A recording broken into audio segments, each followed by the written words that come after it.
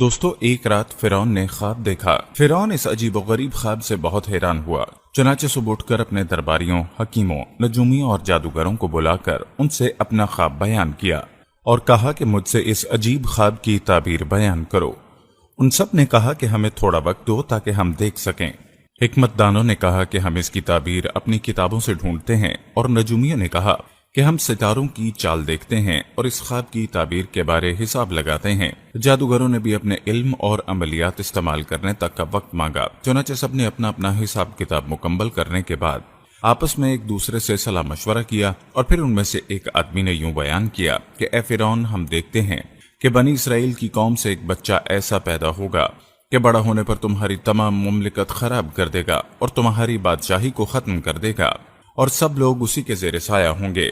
ملک اور مملکت اور نعمت کل اسی کے ہاتھ میں آ جائے گی۔ یہ سن کر فرعون بڑا پریشان ہوا۔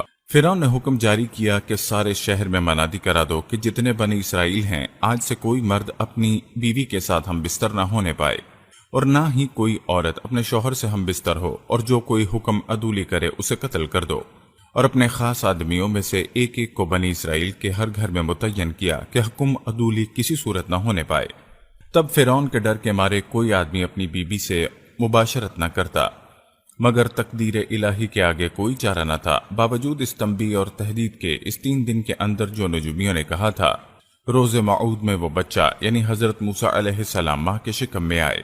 الغرض چوتھے روز صبح کے وقت فرعون نے پھر تمام نجومیوں اور حکمت دانوں کو بلایا اور پوچھا کہ کہو تو اس لڑکے کے بارے میں کیا کہتے ہو، وہ پیدا ہوا یا نہیں؟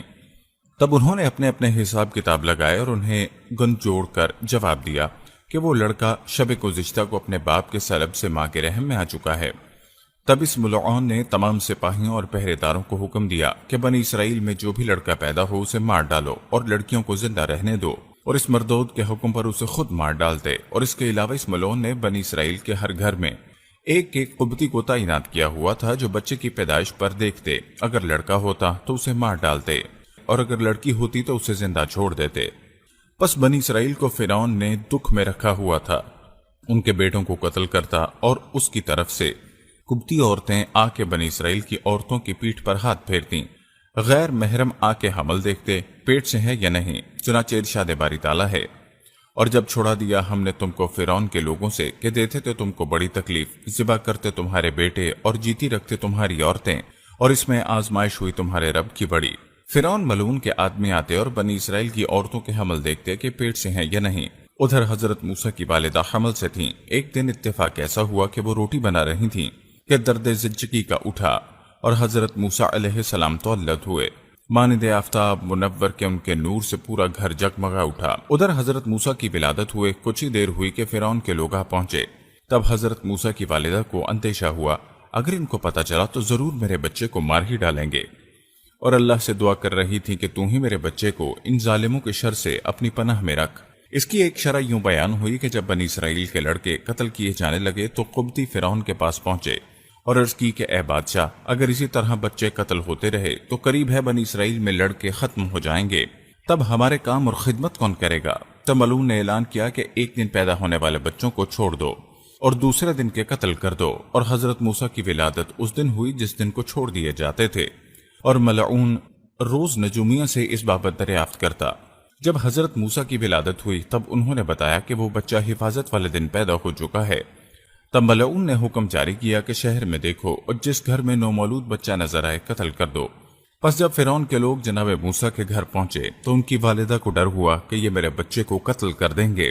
دل میں ڈرنے لگیں اور متفکر ہوئیں کہ بچے کو کہاں چھپا کر رکھوں، ایسا نہ ہو کہ فرعون کے لوگ اسے آ کر لے جائیں اور مار ڈالیں، یا کوئی اور ہی دیکھ کر روپے کی لالچ میں فرعون کو اس کی خبر نہ کر دے اور وہ ملعون اسے قتل کر دے۔ پس اسی فکر میں روتی جائیں اور بچے کو چھپانے کے لیے کوئی محفوظ جگہ تلاش کر دیں۔ تب اللہ کی طرف سے حکم نازل ہوا، پس ہم نے حکم بھیجا موسیٰ کی ماں کو کہ اس کو دودھ پلا، پھر جب تم کو ڈر ہو اس کا تو ڈال دے اس کو دریائے نیل کے پانی میں، اور نہ خطرہ کر اور نہ غم کھا، عنقریب ہم پھر پہنچا دیں گے تیری طرف اور کریں گے اس کو رسولوں میں سے۔ القرآن۔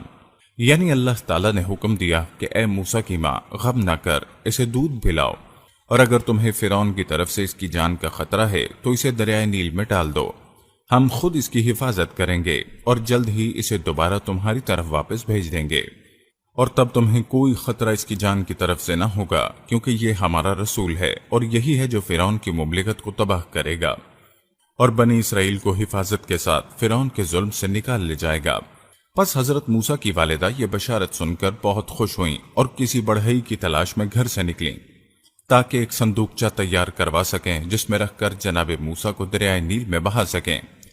الغرض حضرت موسیٰ علیہ السلام کی والدہ نے انہیں دودھ پلایا اور بعد اس کے کہ انہیں کپڑے میں لپیٹ کر صندوقچے میں بند کیا اور پھر صندوقچے کو دریائے نیل میں بہا دیا، اور اپنی بیٹی یعنی حضرت موسیٰ کی بہن مریم کو کہہ دیا کہ اے بیٹی، تو اس صندوقچے کو دیکھتی ہوئی اس کے ساتھ دریا کے کنارے پر جا، ایسا نہ ہو کہ کوئی صندوقچے کو دیکھے اور پھر آ کے خبر کرنا، جیسا کہ قرآن میں ارشاد ہے۔ اور کہہ دیا اس کی بہن کو اس کے پیچھے چلی جا، پھر وہ دیکھتی رہی اس کو اجنبی ہو کر اور ان کو خبر نہ ہوئی۔ یعنی حضرت موسیٰ کی بہنیں صندوقچے پر نظر رکھے ہوئے تھیں، لیکن انداز ایسا تھا جیسے وہ کسی اور جانب دیکھ رہی ہوں، اور ایسا اس وجہ سے کہ کوئی اس طرح انہیں دیکھتے ہوئے دیکھ کر صندوقچے کی طرف متوجہ نہ ہو جائے، لہٰذا اس طرح کسی اور کو اس بارے میں کچھ خبر نہ ہوئی سوائے اللہ کے کہ وہ ہر چیز کا جاننے والا ہے۔ روایت ہے کہ فرعون نے ایک محل عالیشان دریائے نیل کے کنارے بنا رہا ہوا تھا جس کا نام عین الشمس تھا۔ حضرت موسیٰ کا صندوقچہ دریائے نیل میں بہتا ہوا اسی نہر کی طرف مڑ گیا جو فرعون نے اپنے محل کے حوض کی طرف بنائی ہوئی تھی، اور اس نہر میں بہتا ہوا فرعون کے محل میں بنے ہوئے حوض میں جا ٹھہرا، جہاں فرعون کی بیوی آسیہ نے اس کو کھولا اور کہا اس کو میں اپنا بچہ بنا لوں گی۔ پس جناب موسیٰ کی ماں فرعون کے محل پر آئیں اور دیکھا کہ بہت ساری دائیاں کھڑی ہیں، لیکن حضرت موسیٰ کسی سے دودھ نہیں پی رہے اور نہ ہی خوش ہو رہے ہیں۔ چنانچہ جیسے ہی آپ کی والدہ نے آپ کو گود میں لیا تو حضرت موسیٰ اسی وقت چپ ہو گئے۔ اس کے بعد جب دودھ پلایا تو وہ بھی پینے لگے، پس وہاں موجود سب دائیاں اور باقی لوگ حیران ہو کر دیکھنے لگے۔ حامان ملعون جو فرعون کا وزیر تھا وہ بھی اس وقت وہیں موجود تھا۔ اس نے جناب موسیٰ اور ان کی والدہ کی شباہت سے اور بچے کو سنبھالنے کی قرینے سے کچھ شک اور قیاس کیا، لہذا کہنے لگا اے عورت، یہ بچہ تیرے ہی بدن سے معلوم ہوتا ہے کہ تمہارا اسے سنبھالنے کا سلیقہ الگ ہے۔ تب بی بی نے کہا نہیں، یہ میرے بطن سے نہیں اور نہ مجھے کچھ معلوم ہی ہے اس کے بارے میں، ہاں یہ میرے دودھ سے بہت خوش ہوا ہے، بس میں چاہتی ہوں کہ میں اسے بادشاہ کے لیے پالوں۔ تب فرعون نے کہا اب سے تم ہی اس بچے کو دودھ پلانا اور اپنے دودھ پلانے کی اجرت روزانہ 1 دینار ہم سے وصول کر لیا کرنا۔ تب حضرت موسیٰ کی والدہ 30 دینار اجرت مہینہ کی فرعون سے لیا کرتیں اور اپنے بچے کو دودھ پلاتی۔ اللہ تعالیٰ فرماتا ہے پھر پہنچا دیا ہم نے موسیٰ کو اس کی طرف کہ ٹھنڈی رہے اس کی آنکھ اور غم نہ کھاوے، اور جان رکھے کہ وعدہ اللہ کا سچا ہے، لیکن اکثر اس کو نہیں جانتے۔ قرآن۔ اسی طرح حضرت موسیٰ فرعون کے محل میں ہی پل رہے تھے اور آپ کی والدہ روزانہ آپ کو دودھ پلانے آتی اور دیکھ کر آنکھیں اور سینہ ٹھنڈا کرتی۔ دوستو یہ ہے شان رب کائنات کی جس کے قتل کی تدبیریں تھیں، اللہ نے تدبیریں کرنے والے کے گھر میں اس کو پال کر دکھایا۔ سبحان اللہ۔ ہم یہ امید کرتے ہیں کہ آپ کو ہماری آج کی یہ ویڈیو ضرور پسند آئی ہوگی۔ اگر آپ کو ہماری آج کی یہ ویڈیو پسند آئی ہے تو سب سے پہلے اس کو لائک کریں، اپنی رائے کا اظہار کمنٹ سیکشن میں لازمی کریں